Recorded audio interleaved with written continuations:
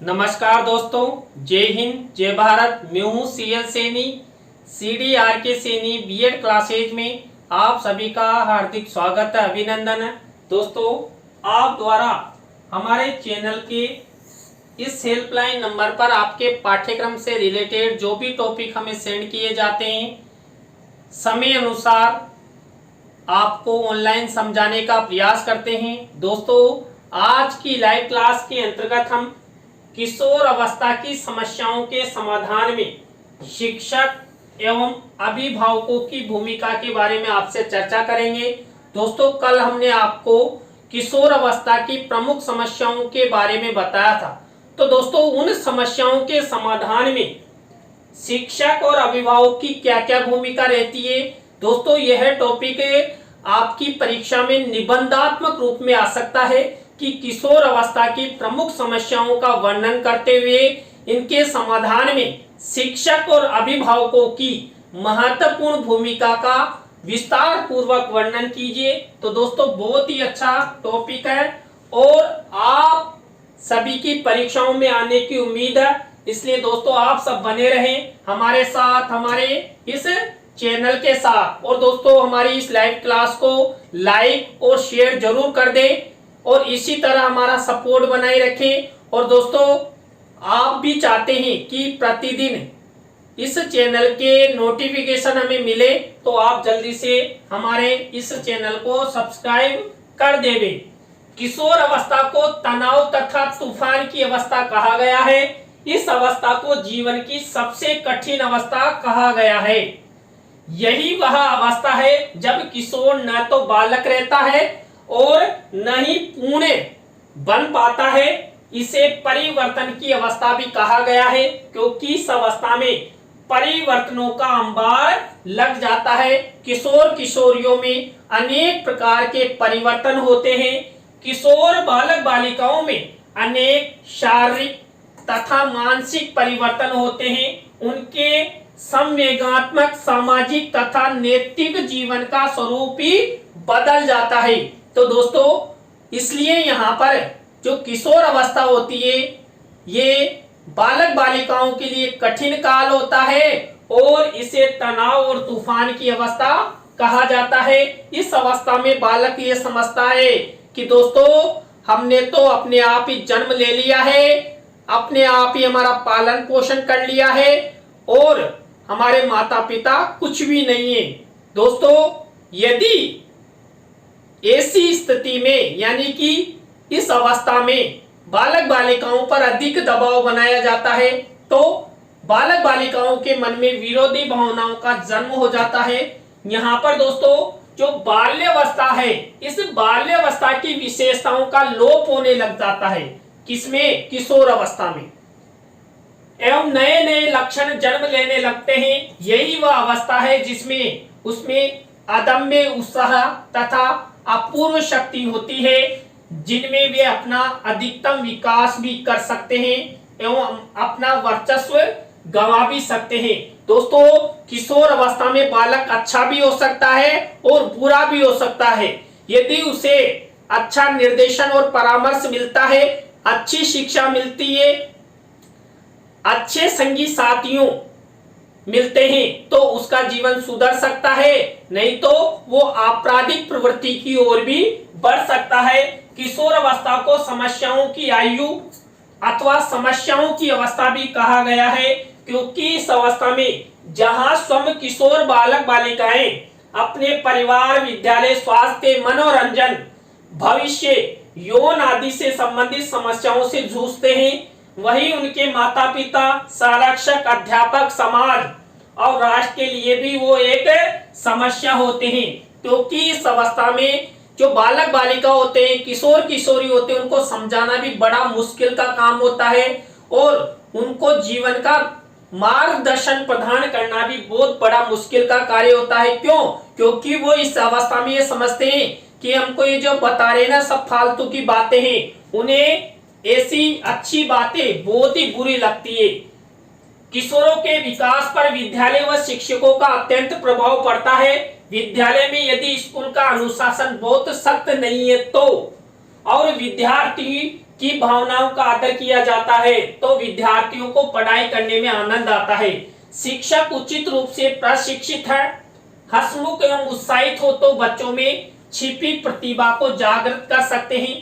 किशोर अपने बारे में सकारात्मक सोच बना सकते हैं। दोस्तों यहाँ पर किशोर अवस्था के जो बालक बालिका रहते हैं, अब जब वो स्कूल के लिए जाते हैं तो वहां पर भी एक अच्छे प्रशिक्षित अध्यापक होने चाहिए जो बालकों के साथ मित्रवत व्यवहार करे, उनको समझे और अच्छा शिक्षण प्रदान करने की कोशिश करे। और दोस्तों इस अवस्था में जो बालक बालिका है, इन बालक बालिकाओं की जो भी मन की भावनाएं हैं, जो भी इच्छाएं हैं, उनको पूरा करते हुए उनके आत्मसम्मान को बनाए रखेंगे तो ही किशोर अवस्था में बालक बालिका अच्छे से पढ़ पाएंगे। आप प्रशिक्षित अयोग्य अध्यापक व छात्रों की अधिक संख्या, अधिक कार्यभार, सख्त पाठ्यक्रम तथा सख्त नियम बच्चों पर नकारात्मक प्रभाव डालते हैं। विद्यालय जाने से कतराते हैं, पढ़ाई में रुचि कम हो जाती है तथा अच्छा परिणाम नहीं ला सकते। शैक्षणिक व सामाजिक कौशल देने की भूमिका के अतिरिक्त विद्यालय अभिभावकों तथा किशोरों के मध्य पीढ़ी अंतर को कम करने का दायित्व भी निभा सकते हैं, अर्थात मित्रवत व्यवहार भी कर सकते हैं। अतः विद्यालय में समय समय पर अभिभावकों की बैठक भी लेना चाहिए जिससे अध्यापक अभिभावकों के विचारों को उनके बच्चों तक मित्रवत ढंग से पहुंचाने में मदद कर सके। वहां पर अभिभावक भी शिक्षक को बता सके कि आपके बच्चे में ये कमियां हैं, आपका बालक ये इन समस्याओं से जूझ रहा है, और शिक्षक भी बालकों से संबंधित समस्याओं को उनके अभिभावकों को बता सके। तो यहाँ पर एक दूसरे को आपस में किशोर किशोरियों के बारे में बताकर उनके फ्यूचर कृत ध्यान दिया जा सकता है, उनका फ्यूचर बनाया जा सकता है और एक अच्छी कार्य योजना बनाई जा सकती है। उनमें क्या क्या अपेक्षित सुधार होने चाहिए, इन सब के बारे में भी शिक्षक और अभिभावक आपस में अच्छे से चर्चा कर लेते हैं। यहाँ पर कुछ पॉइंट्स हैं जिनके माध्यम से किशोर अवस्था की जो भी समस्याएं हैं उन समस्याओं के समाधान में शिक्षक और अभिभावकों की भूमिका स्पष्ट करने का प्रयास करेंगे। पहला है किशोर मनोविज्ञान का समुचित ज्ञान। किशोरों के व्यवहार को ठीक प्रकार से समझने के लिए शिक्षकों और अभिभावकों को किशोर मनोविज्ञान का ज्ञान होना चाहिए। अभिभावकों एवं शिक्षकों को उनकी आवश्यकताओं, वृद्धि और विकास के विभिन्न पहलुओं तथा उनके द्वारा अनुभव की जाने वाली कठिनाइयों एवं समस्याओं का ज्ञान भी आवश्यक है, तभी वे उनके उचित विकास और समायोजन में पूरी सहायता करने में सक्षम हो सकते हैं। किशोर क्या चाहता है, उनके साथ कैसा व्यवहार किया जाना चाहिए तथा किस प्रकार उन्हें भ्रांतियां, मानसिक तनाव, चिंताओं और विकारों का शिकार होने से बचाया जा सकता है, इन सब में शिक्षक एवं अभिभावकों की महत्वपूर्ण भूमिका होती है। वह सभी किशोरों को सही मार्गदर्शन प्रदान करते हैं। दोस्तों जो किशोर अवस्था की प्रमुख समस्याएं होती है उनमें सबसे महत्वपूर्ण कारक होता है कि माता पिता हो या अभिभावक हो या परिवारजन हो या शिक्षक हो, सभी को मनोविज्ञान का ज्ञान होना चाहिए कि बालकों के जीवन में क्या क्या समस्याएं हैं। इन समस्याओं का ज्ञान मनोविज्ञान के द्वारा ही एक शिक्षक, एक अभिभावक पता लगा सकता है। क्योंकि किशोर अवस्था में किशोरों के साथ अनेक प्रकार की शारीरिक, मानसिक, बौद्धिक या यौनिक समस्याएं होती है। अब इन समस्याओं देखिए, कई बार तो किशोरों में जो शारीरिक परिवर्तन होते हैं उन परिवर्तनों के कारण भी बालक बालिका घबरा जाते हैं। मान लीजिए बालिकाओं में मासिक धर्म का आरंभ है, बालकों में दाढ़ी मूंछ का आना है, आंतरिक अंगों में परिपक्वता है, तो इन सब समस्याओं से कई बार बालक बालिका घबरा जाते हैं कि ये क्या हो गया। तो यहाँ पर माता पिता और अभिभावकों के साथ साथ शिक्षकों को भी मनोविज्ञान का ज्ञान होना चाहिए, जिसके द्वारा वो किशोर मनोविज्ञान के विषयों को जानते हुए उन्हें किशोर किशोरियों की समस्याओं का समाधान कर सके और उन्हें सही रास्ता दिखा सके। इसके बाद दोस्तों दूसरा बिंदु है समुचित वृद्धि एवं विकास के लिए अनुकूल वातावरण प्रदान करना। किशोर अवस्था वृद्धि के दृष्टिकोण से सबसे महत्वपूर्ण होता है समुचित रूप से अधिक वृद्धि हो सके। इसके लिए माता पिता और अध्यापकों द्वारा घर और स्कूल दोनों में किशोरों को पर्याप्त सुविधाएं और अवसर देना चाहिए। किशोरों को संतुलित आहार मिलना चाहिए, उनमें खान पान की अच्छी आदतें विकसित होना चाहिए, स्वस्थ कैसे रहे, बीमारियों से कैसे बचे आदि महत्वपूर्ण तथ्यों से भी उन्हें परिचित करवाया जाना चाहिए। उन्हें व्यायाम तथा खेलकूद के भी पर्याप्त अवसर प्रदान किए जाने चाहिए। किशोरों को मानसिक रूप से अधिक स्वस्थ रखने के लिए सभी आवश्यक सावधानी बरतनी चाहिए तथा उनको अपनी मानसिक शक्तियों के समुचित विकास के लिए भी पर्याप्त सुविधाएं और अवसर प्रदान किए जाने चाहिए। शिक्षक और अभिभावक विद्यालय एवं घर के माध्यम से किशोरों को उचित वृद्धि एवं विकास के अनुकूल वातावरण प्रदान कर उनके विकास के लिए सदा सजग रहते हैं। दोस्तों आप सभी जानते हैं चाहे शिक्षक हो या माता पिता हो, सब ये चाहते हैं कि सभी बालकों का अच्छे से विकास हो, उनमें अच्छी वृद्धि हो। तो यहाँ पर माता पिता और शिक्षक जो किशोर अवस्था में किशोरों की जो भी वृद्धि और विकास से संबंधित समस्याएं हैं, उन्हें वृद्धि एवं विकास से संबंधित समस्याओं को समझते हैं और उनमें विकास करने का प्रयास करते हैं। जैसे मान लीजिए उन्हें संतुलित भोजन की आवश्यकता है तो उन्हें संतुलित भोजन प्रदान किया जाता है। यथा आवश्यक यदि उन्हें दूध की आवश्यकता है तो दूध प्रदान किया जाता है या अन्य आवश्यक खान पान की वस्तुएं वो भी प्रोवाइड करवाई जाती है। तो यहाँ पर कुल मिलाकर किशोर अवस्था की जो वृद्धि एवं विकास की अवस्थाएं हैं, इस वृद्धि एवं विकास की अवस्था में माता पिता और शिक्षकों द्वारा विशेष ध्यान दिया जाता है, तभी जाकर किशोर किशोरी सही रास्ते पर चलते हैं। उन्हें उनके शरीर से संबंधित या सामाजिक रूप से संबंधित सभी रूपों में सभी क्षेत्रों में उन्हें माता पिता और अभिभावकों द्वारा समझाया जाता है और आगे बढ़ाने का प्रयास किया जाता है। दोस्तों इसी तरह थर्ड नंबर का बिंदु है यहाँ पर उचित शिक्षा प्रदान करना। इस अवस्था में मासिक धर्म, स्वप्न दोष, समलैंगिक और विषम लैंगिक संबंधों के रूप में किशोर प्राय कई तरह की समस्याओं, मानसिक तनाव, संघर्षों और ग्रंथियों में उलझ जाते हैं। अतः किशोरों की किसी न किसी रूप में समुचित यौन शिक्षा की व्यवस्था शिक्षकों एवं अभिभावकों द्वारा करनी चाहिए। दोस्तों मैंने अभी आपको बताया ना कि किशोर किशोरियों के शारीरिक संबंधी अनेक समस्याएं होती है, क्योंकि इस अवस्था में किशोर अवस्था में कई शारीरिक परिवर्तन होते हैं। जैसे मान लीजिए बालिकाओं में मासिक धर्म का आना है और मैंने आपको कल भी बताया था इस अवस्था में किशोर किशोरी स्वप्न दोष से पीड़ित होते हैं। और समलैंगिक और विषम लैंगिक यानी कि लड़का लड़कियों के प्रति और लड़की लड़कों के प्रति आपस में आकर्षित होते हैं। तो यहाँ पर इन्हें उचित शिक्षा प्रदान करनी चाहिए। किससे रिलेटेड? यौन शिक्षा से रिलेटेड, जिससे कि वो सही दिशा में जा सके और उनके मन में कई तरह की भ्रांतियां रहती है, उन भ्रांतियों का निपटारा भी हो सके। दोस्तों मान लीजिए लड़कियों में जब मासिक धर्म शुरू होता है तो कई व्यक्ति कई तरह के दृष्टिकोण उनको प्रदान कर देते हैं, अरे ऐसा हो गया, फलाना हो गया, ऐसे रहना वैसे होना।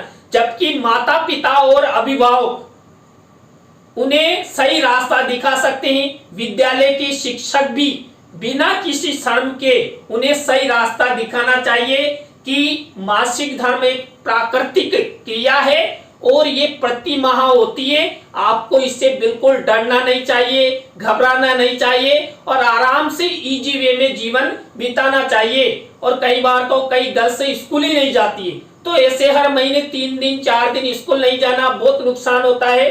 तो माता पिता और अभिभावकों के साथ साथ अध्यापकों भी उनको समझाना चाहिए। कुल मिलाकर यौन शिक्षा किशोर किशोरियों को प्रदान की जानी चाहिए। इसके बाद 4 नंबर का बिंदु है किशोरों के साथ उचित व्यवहार। किशोर बहुत भावुक और संवेदनशील होते हैं। हमारे द्वारा अनजाने में किया गया मामूली सा गलत व्यवहार उनके लिए बहुत घातक सिद्ध हो सकता है। नई पीढ़ी क्या चाहती है और समय की क्या मांग है, इस आधार पर हमें किशोरों को उचित मार्गदर्शन देना चाहिए। अपनी इच्छाओं, मान्यताओं, आदर्शों को उनके ऊपर नहीं थोपना चाहिए कि आप तो कैसे रहते थे और हमारे जैसे ही आप रहिए। नहीं, किशोरों पर किसी तरह का कोई दबाव नहीं बनाना चाहिए। उनकी जो अपनी जो इच्छाएं हैं कि मैं चाहता हूं कि मेरा बेटा डॉक्टर बने, अरे उसकी क्षमताएं नहीं है, योग्यताएं नहीं है, तो डॉक्टर कहां से बनेगा। इसलिए माता पिता अभिभावकों से निवेदन है कि वो अपनी बालकों के प्रति जो इच्छाएं उनको बालकों पर, किशोरों पर थोपे नहीं और हमारे घर की जो मान्यताएं रीति रिवाज उनको भी उन पर थोपने की कोशिश ना करे। अतः माता पिता तथा अध्यापकों को अपने और उनके बीच जो पीढ़ियों का अंतर है उसे समझने की चेष्टा करनी चाहिए। किशोरों को आलोचकों की आवश्यकता नहीं। देखिए, किशोर अवस्था में जो बालक बालिका रहते उनकी आलोचना वो बिल्कुल पसंद नहीं करते कि कोई हमारे आलोचक बने। हमेशा उनके सामने सकारात्मक विचार रखनी चाहिए। ऐसे आदर्श व्यक्तियों की आवश्यकता है जिनके व्यवहार का वे अनुसरण कर सके। तभी तो देखिए, किशोर अवस्था में किशोर किशोरी किसी आदर्श व्यक्तित्व को अपना एक अच्छा आदर्शवादी पुरुष बना लेते हैं। जैसे कोई महापुरुष स्वामी विवेकानंद जी को अपना आदर्श बना लेते हैं, कोई नरेंद्र मोदी जी को अपना आदर्श बना लेते हैं, कोई महात्मा गांधी जी को, कोई सुभाष चंद्र बोस को। तो इस तरह किशोर अवस्था में बालक बालिका अपने हिसाब से अपने आदर्श बना लेते हैं। उन्हें ऐसे माता पिता और अध्यापकों की आवश्यकता होती है जो उनकी आवश्यकताओं समस्याओं पर ध्यान दे सके तथा उनके आत्म सम्मान एवं स्वतंत्र दृष्टिकोण की यथासंभव रक्षा करते हुए उन्हें पूरा स्नेह दें और उन्हें पथ प्रदर्शक का कार्य करे, प्यार भी करें और उन्हें समझाएं भी सही। और बेटा, ये रास्ता गलत है, इस रास्ते पर जाओगे तो कांटे मिलेंगे, इस रास्ते पे जाइए जिससे आपका फ्यूचर सुखमय होगा। आपको गुलाब के फूल दिखाई देंगे जिन पर आप चलते रहेंगे। इसलिए आप अच्छे रास्ते पर जाइए। जो रास्ता आप चुन रहे हैं, आपने आज जो किया है वो गलत है, बेटा आगे से मत करना। ऐसे नहीं कल लाओ लट पीट दो, नहीं, उन्हें समझाना चाहिए और आगे से ऐसा नहीं करना, ऐसा कहकर छोड़ देना चाहिए। किशोर अवस्था में कई बार माता पिता ज्यादा ही दबाव बना देते हैं, तो दोस्तों यहाँ पर पलायन प्रवृत्ति का भी जन्म हो जाता है। इसलिए कभी भी इतना दबाव किशोर अवस्था में माता पिता का नहीं होना चाहिए। ऐसी स्थिति पर भी माता पिता और अभिभावकों के साथ साथ यहाँ पर शिक्षकों को आपस में चर्चा करके उसे संभाल लेना चाहिए। इसके बाद 5वें नंबर का बिंदु है संवेगों को प्रशिक्षण और संवेगात्मक आवश्यकताओं की पूर्ति। किशोरों में संवेगों का वेग बहुत अधिक प्रबल होता है। किशोर अवस्था में संवेग बहुत अधिक प्रबल होते हैं, झट से उत्पन्न होते हैं। क्रोध नामक तो ऐसे ही आता है जैसे आग बुलबुला हो रहा हो। इस दृष्टिकोण से किशोरों की संवेगात्मक शक्तियों को रचनात्मक मोड़ पर दिया जाना चाहिए। बालक बालिकाओं में जो क्रोध नामक संवेग उत्पन्न होता है उसको हमेशा किसमें परिवर्तित कर देना चाहिए, रचनात्मक प्रवृत्तियों में। अब यहाँ पर कौन करेगा, माता पिता और अभिभावकों के साथ साथ शिक्षक। इसलिए तो यहाँ पर शिक्षक एवं अभिभावकों की महत्वपूर्ण भूमिका होती है किशोर अवस्था में।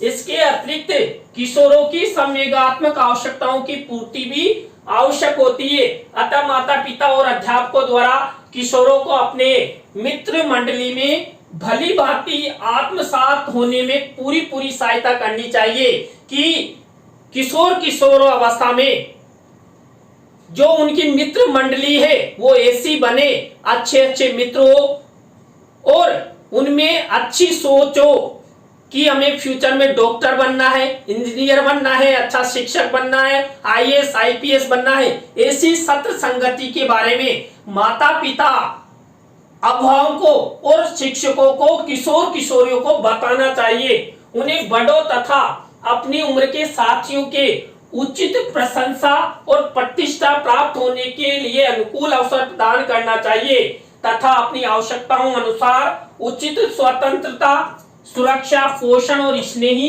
मिलना चाहिए। तभी जाकर उनके मन में माता पिता और अभिभावकों के प्रति स्नेह की भावना उत्पन्न होगी और वो सकारात्मक दृष्टिकोण रखते हुए सही दिशा में जाएंगे। इसलिए यहाँ पर संवेगों का प्रशिक्षण होना चाहिए और संवेगों में स्थिरता लाने हेतु माता पिता अभिभावकों के साथ साथ अध्यापकों की महत्वपूर्ण भूमिका होती है। इसके बाद किशोरों की विविध रूपों की पूर्ति करना, किशोरों की रुचि और अभिरुचि के अनुकूल कार्य करने के अवसर देकर उन्हें भली भांति विकास के पथ पर अग्रसर किया जा सकता है। उनके आदर्शों और मानवतावादी दृष्टिकोण को समाज सेवा, राष्ट्रीय कार्यों में अच्छी तरह उपयोग में लाया जा सकता है। माता पिता और शिक्षक किशोरों को समाज से संबंधित कार्यों में अधिक से अधिक अवसर प्रदान करने का प्रयास करते हैं। यह चाहते हैं कि उनके बालक बालिका समाज में अच्छे पद, प्रतिष्ठा और मान सम्मान प्राप्त करे। ये तब कब संभव है? जब माता पिता बालकों को सही राह दिखाएंगे। बेटा आप अच्छा कार्य करोगे ना तो समाज में आपको अच्छा पद मिलेगा, अच्छी प्रतिष्ठा मिलेगी, लोग आपका सम्मान करेंगे, गुलाबों की माला पहनाएंगे। दोस्तों यदि आप आईएएस बन गए तो अपने मोहल्ले के नहीं पूरे गांव और आसपास के लोग आपके पास आएंगे और कलेक्टर जी बन गए साहब, आईएएस बन गए तो माला पहनाएंगे, सम्मान करेंगे। तो ऐसे स्वप्न अभिभावकों और शिक्षकों को किशोर अवस्था के जो बालक बालिका है उनको बताना चाहिए, जिससे कि उनमें जोश आ जाए, उत्साह आ जाए और यार हमें तो आईएएस बनना है, आईपीएस बनना है, जिससे हमें समाज में अच्छा मान सम्मान पद प्रतिष्ठा मिलेगी। इसके बाद दोस्तों नेक्स्ट बिंदु है धार्मिक तथा नैतिक शिक्षा प्रदान करना। दोस्तों जितने भी ये बिंदु हमारे द्वारा आपको बताए जा रहे हैं ये सब किशोर अवस्था की जो भी समस्याएं हैं, इन समस्याओं के समाधान में शिक्षक एवं अभिभावकों की भूमिका से रिलेटेड है ये। तो यहाँ पर धार्मिक तथा नैतिक शिक्षा प्रदान करना किशोरों की बढ़ती हुई अनुशासनहीनता, चरित्रहीनता, बेचैनी, विध्वंसकारी प्रवृत्ति के मूल में एक बड़ा कारण यह भी है कि उन्हें किसी प्रकार की धार्मिक और नैतिक शिक्षा प्रदान नहीं की जाती।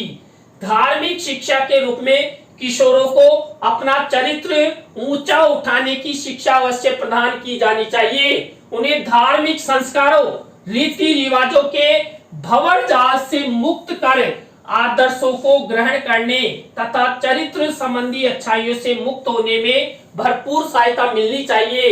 संत और महापुरुषों के आदर्श आचरण उनके सामने रखकर उन्हें बताए गए मार्ग पर चलने के लिए माता पिता और अभिभावकों द्वारा भली भांति प्रेरित करना चाहिए।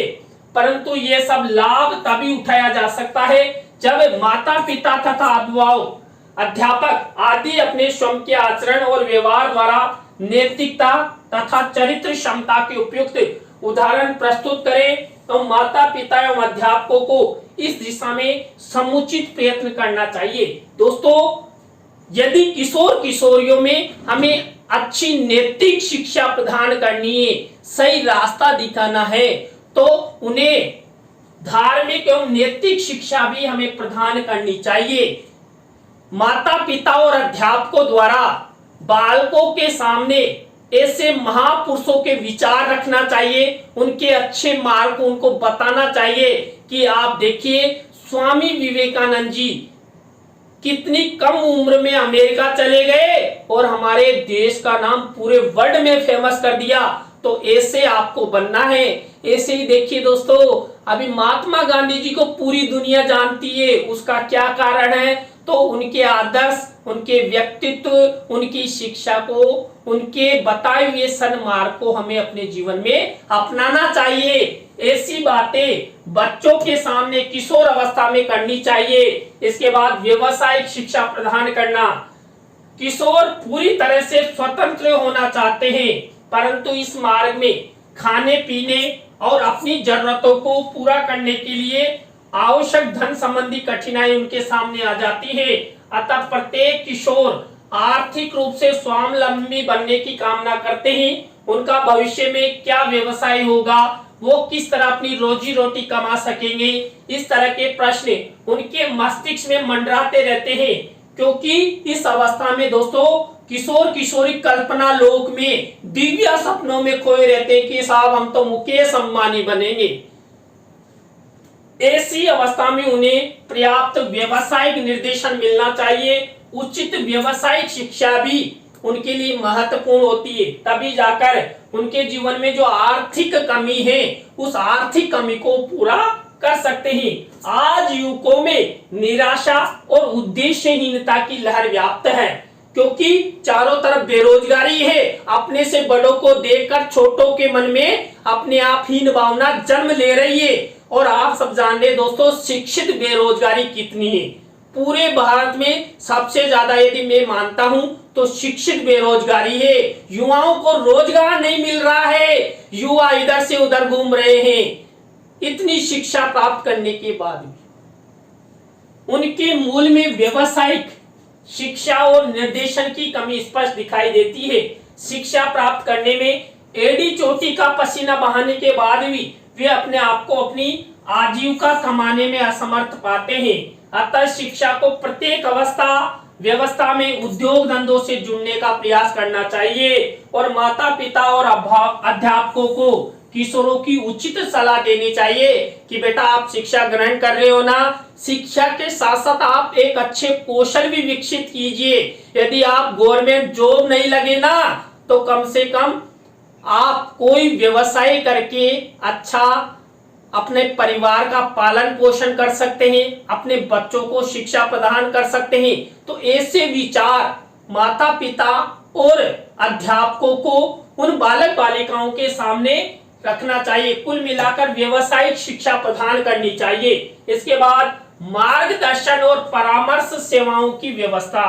किशोरों में स्वयं की अपनी अनेक समस्याएं होती है, जिन्हें सुलझाने के लिए उन्हें समुचित सहायता की आवश्यकता होती है और उस सहायता और परामर्श में माता पिता और अध्यापकों की महत्वपूर्ण भूमिका होती है।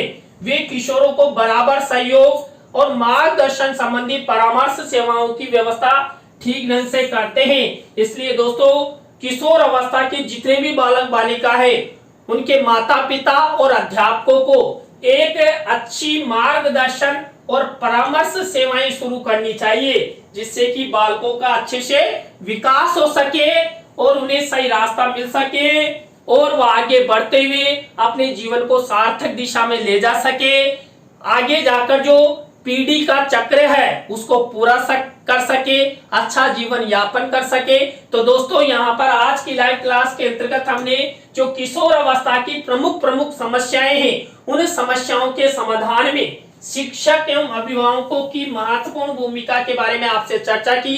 दोस्तों ये टॉपिक आपकी परीक्षा में निबंधात्मक रूप में 101% आ सकता है, इसलिए आप इसे अच्छे से तैयार कर ले। तो दोस्तों आज की लाइव क्लास आपको कैसी लगी कमेंट्स में हमें जरूर बताएं। अच्छी लगी हो तो लाइक करें, कमेंट्स करें और अपने अपने दोस्तों को शेयर जरूर करें। और दोस्तों आप भी चाहते हैं कि सैनी सर द्वारा हमारे पाठ्यक्रम से रिलेटेड कोई से भी टॉपिक ऑनलाइन समझाया जाए तो आप हमारे इस हेल्पलाइन नंबर पर हमसे कांटेक्ट कर सकते हैं। तो दोस्तों आज की लाइव क्लास में बस इतना ही।